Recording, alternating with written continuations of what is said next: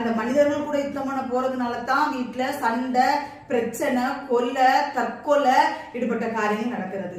நீங்கள் இதை டெஸ்ட் பண்ணி பாருங்களேன். ஒரு மனிதன், உங்களுடைய கணவன் வீட்டிலே குடித்து கொண்டு வருகிறான் என்றால் நீங்கள் முழங்கால் நின்று பிசாசோடு யுத்தம் பண்ணுங்கள். அந்த மனிதன் யுத்தம் பண்ணாதீங்கள். பண்ணாம நீங்க பிசாசோடு அவங்க அறை வீட்டுக்குள்ளாக முழங்கால் படியிட்டு பிசாசுக்கு எதிராக நீங்கள் யுத்தம் பண்ணும் பொழுது இங்க இந்த மனிதன் என்ன செய்வான் அப்படின்னா திருந்துவான். அவனுக்குள்ள இருக்கிற பிசாசு வெளியேறி போவான், அவன் மனம் மாறுவான் என்று தான் கர்த்தர் சொல்லுகிறார் இந்த நாட்கள்ல.